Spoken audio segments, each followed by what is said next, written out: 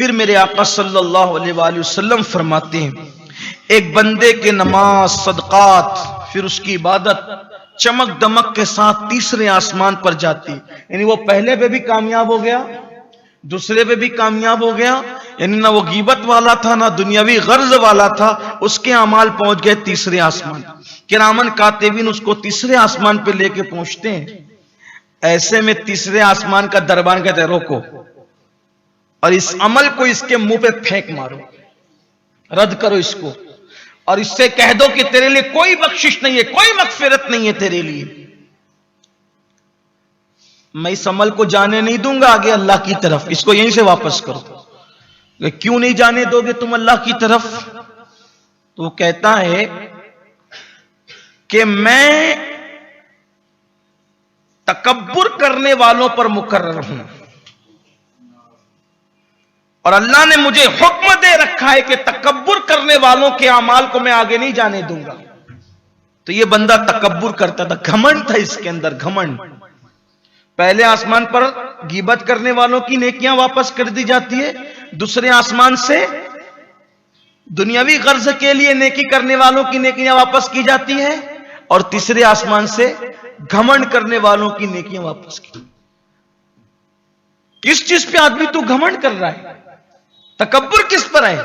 دولت پر، علم پر، حسن پر، تقوی پر، پرہیزگاری پر، نسب پر، کس چیز پہ تو گھمنڈ کر رہا ہے؟ کیا ہے تیرے پاس؟ قرآن کہتا ہے اے انسان تو اپنی پیدائش پہ غور کر کے اللہ نے تجھے کیسے پیدا کیا، کیسے پیدا کیا۔ قرآن کہتا ہے مما دافق، تجھے اچھلتے ہوئے پانی سے پیدا کیا، اور وہ اچھلتا ہوا پانی کیا ہے؟ من نطفہ، اللہ نے تجھے ناپاک قطرے سے پیدا کیا۔ اس چیز میں تو گھمنڈ کرتا ہے۔ تو گھمنڈیوں کے، تکبر کرنے والوں کے عمل قبول نہیں ہوتے، تیسرے آسمان سے واپس کر دی جاتے، اس کے منہ پہ مارے جاتے ہیں۔ گھمنڈ مت کرو، عاجزی سے رہو۔ آج اگر کسی مالدار کے بازو میں کوئی غریب آ کر کے بیٹھ جائے تو اس کی تیوری چڑھنے لگتی، میرے بازو میں کیسے بیٹھ سکتا ہے؟ یہی ہے۔ کسی علم والے کے بازو میں کوئی ان پڑھ آ کر بیٹھ جائے، اس کی تیوری چڑھنے لگتی ہے۔ کسی اعلیٰ نسب کے بازو میں کوئی، جن کو لوگ عرف عام میں رذیل سمجھتے ہو، حقیر سمجھتے، وہ آ کے بیٹھ جائے، اس کی تیوری چڑھنے لگتی ہے۔ جبکہ انما المؤمنون اخوہ، تمام مسلمان آپس میں بھائی بھائی۔ مجھے یہاں پر ایک واقعہ یاد آتا ہے امام اہل سنت سیدی اعلیٰ حضرت کا۔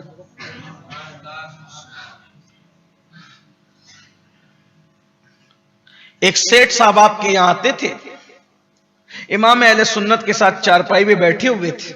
وہ خود بیان فرماتے ہیں ایک حجام آیا جو امام اہل سنت کی حجامت کرتا تھا،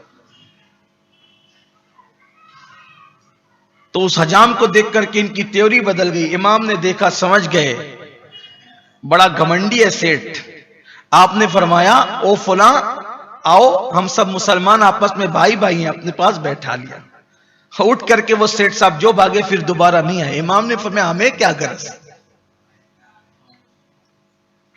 یہاں تو چپل سینے والا موچی ہو، حجامت کرنے والا حجام ہو، کپڑے دھلنے والا دھوبی ہو، اگر مسلمان ہے تو ہم اس کو اپنے برابر میں بٹھاتے ہیں۔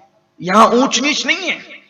نسب کے اعتبار سے ایسا نہیں کہ کوئی معاذ اللہ دھوبی ہے تو اس کو کسی اعلیٰ نسب کے ساتھ کھانے پہ پابندی ہوگی۔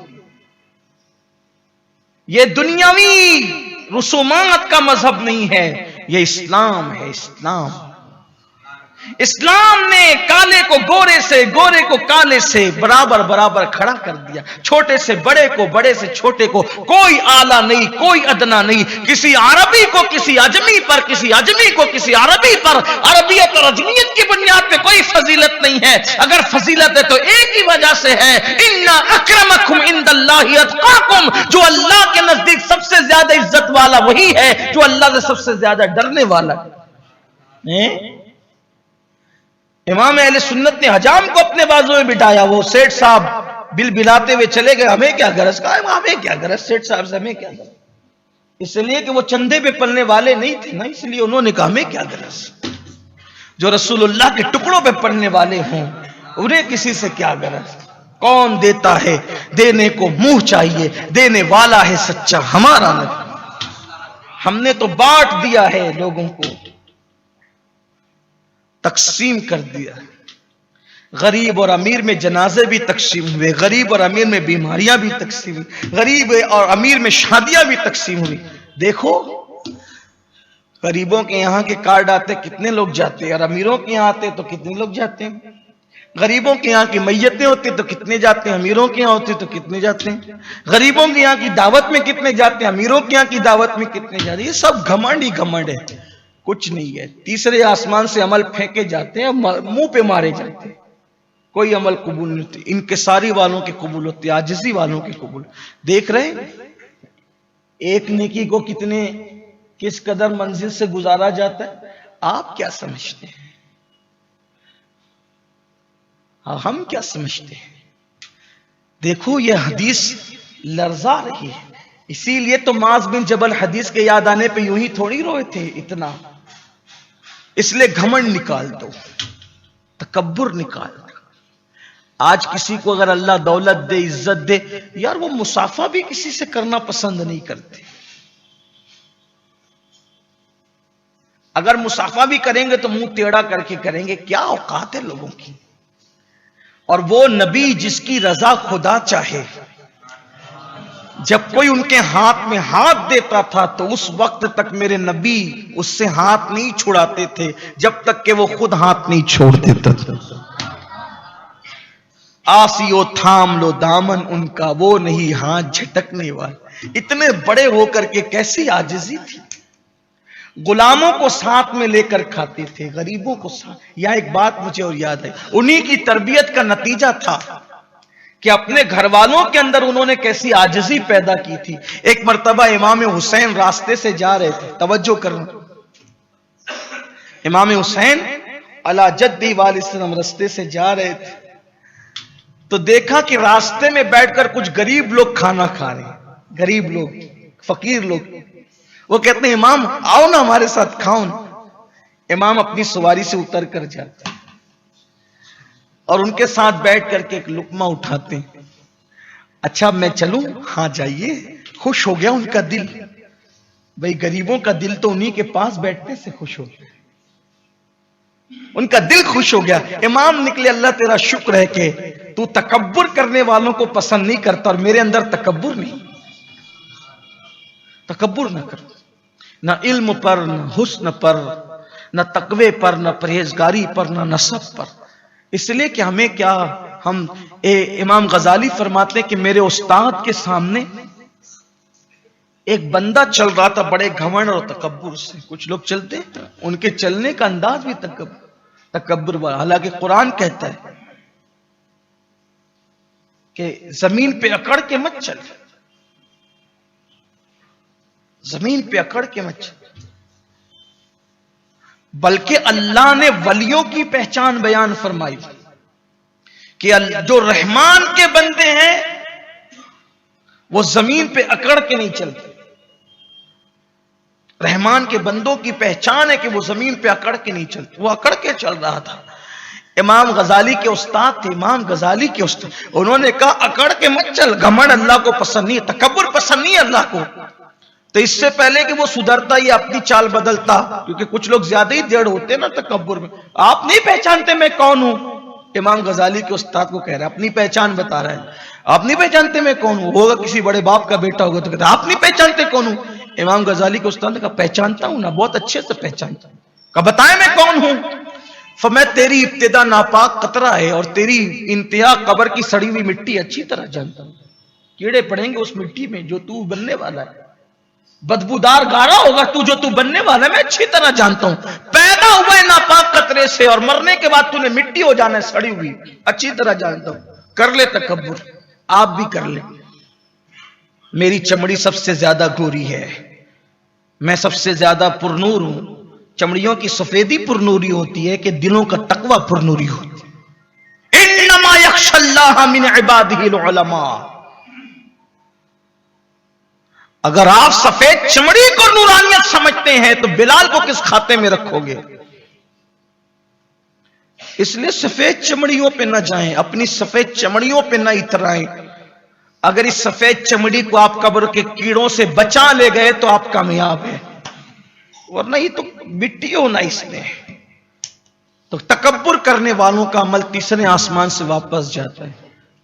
اسی لیے بڑی باتیں بھی نہ کیا کرو۔ کچھ لوگوں کو بڑی باتیں کرنے کا بڑا شوق ہے۔ ننگے نواب قلعے پہ گھر کچھ لوگ ہوتے ہیں، باپ کے مال پر اوقات اپنی بتانا شروع کر۔ کچھ لوگ بڑی باتیں کرتے ہیں، اچھا مال ہو کر بڑی بات کرے تو اللہ ناپسند کرتا ہے۔ کچھ تو ایسے ہوتے ہیں کہ ہوتا کچھ نہیں پھر بھی بہت کچھ بتاتے ہیں۔ اللہ کو بڑی بات پسند نہیں کسی حوالے سے۔